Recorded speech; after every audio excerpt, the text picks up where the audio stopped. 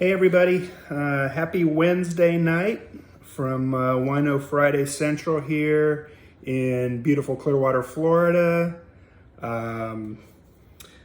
Thought maybe we would do a quick chat this evening here in the middle of the week, and I can give you a quick update as to how things are going, both personally and a little bit of technical update in regards to COVID-19. So the first thing is I definitely want to thank you all for your understanding and for your patience. I definitely realized that that I need to rest and work on this. Although I'm passionate about speaking with you all and trying to get as much education out there, I do thank you all for the permission to myself to allow to take some time for healing. So thank you. I truly appreciate that and appreciate all of your continued prayers and support, as well as all the continued work from our frontline folks, the doctors, nurses, scientists that are working tirelessly against this devastating virus. Today's been one of those days on the COVID coaster, as they say. My pulse rates jumped up again in the 140s and 150s, which causes the shortness of breath to be a little bit worse. No dizzy spells today, but it does cause the fatigue to be a little bit worse as well. But my oxygen level is fine. I slept 7 hours last night. Got a 1 hour nap in this afternoon, which really helps. And that's why I wanted to spend some time and do this quick little update with you guys tonight. Overall health-wise, the joys of steroids. This was not something that I had thought about in terms of dealing with the side effects of these higher dose steroids. Now I am on still the lower dose at this point, just at 4 milligrams, which I do feel better in terms of dealing with the side effects. It makes it easier to deal with. And like I said, I am able to at least get some sleep now, which has made an unbelievable difference. But one of the downsides to being on high-dose steroids, the immunosuppressive effect. Unfortunately, yesterday I developed herpes zoster, known as shingles, which started yesterday. Needless to say, when they use the words pain in the butt, yeah, I got a pain in the butt right now. So for my medical students or medical professionals that are out there, so my doc did call in valcyclovir, 500 milligrams 3 times a day for 7 days, which I started, and I am happy to report that it seems like it already is helping. So shingles, not fun. That leads me into my first educational opportunity. So the herpes zoster vaccine, the shingles vaccine, there are 2 of them out there, Zostavax and Shingrix.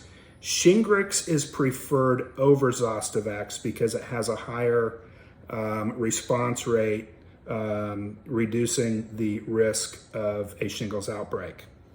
So I don't want to create an argument with the folks who are following here who are non-vaxxers. When I had posted earlier about my excitement about a COVID-19 vaccine, I certainly received some less than favorable feedback from some people, which you are certainly allowed your opinion. And all I ask is that you do your research and do what you feel is the right thing for you, okay? This is not to create an argument with you. But, so the indication for this vaccine. The vaccine is indicated for the prevention of herpes zoster and related complications. The CDC recommends 2 doses given 2 to 6 months apart for immune competent adults aged 50 or older. You had to have had chickenpox previously. Otherwise, then you need to get the varicella vaccine. Now, if you're not sure whether you had chickenpox as a kid, speak with your doctor, your healthcare provider. That's a very easy blood test that we do, and we can find out whether you did have chickenpox as a kid or not. So if you did not, and I actually have seen this in my own practice, if you're an adult and you do not have the antibodies, then you need to be vaccinated initially against varicella. If your antibody test is positive and you do meet criteria with no contraindications, then you need to talk to your physician or healthcare provider about being vaccinated against herpes zoster. Oh, hold on. I forgot to read my medical disclaimer this evening.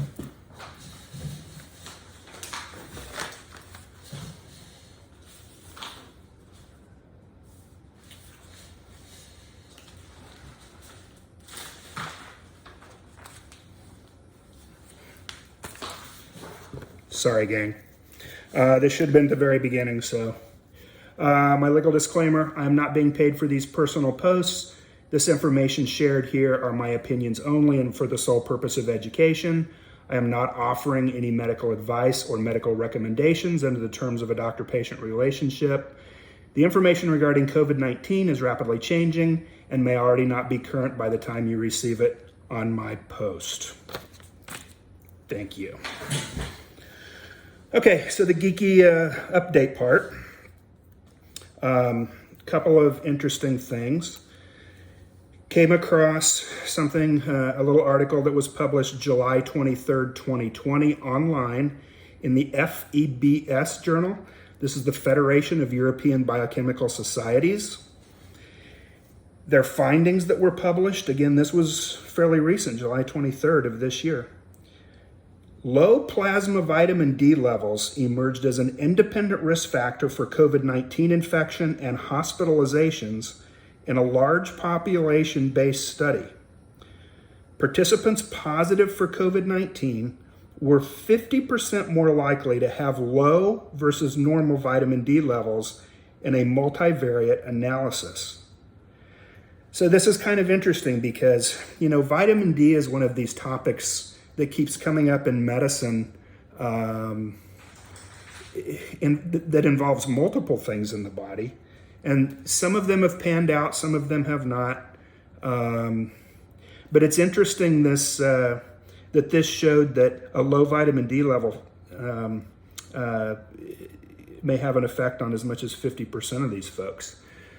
So again, like we keep talking about, we have to follow the science of this stuff. We have to follow the research. We have to see what our amazing researchers bring to the table that we use clinically every day in our practices, that we take home to our families and to our friends. So that was one interesting thing.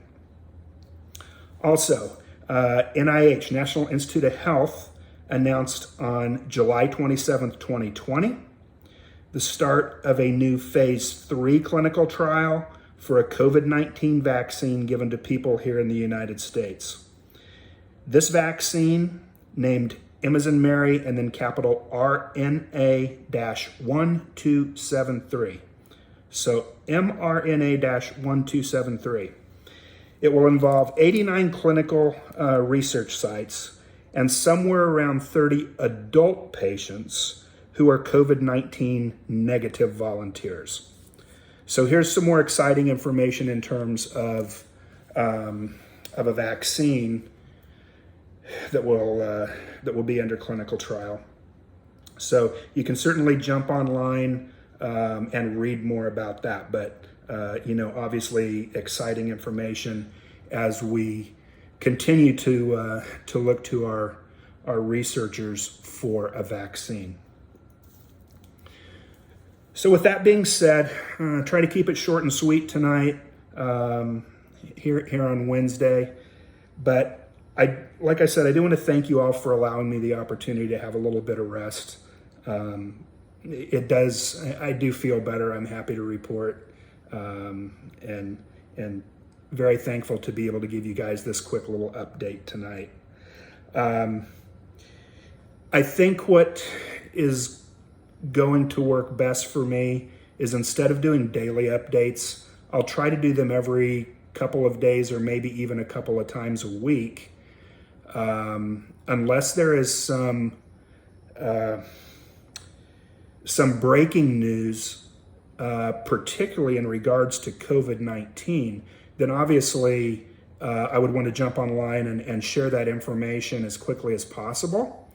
But otherwise, in terms of just routine updates and trying to share what I feel is valuable information, I think I might cut back to every few days. I hope you guys are okay with that.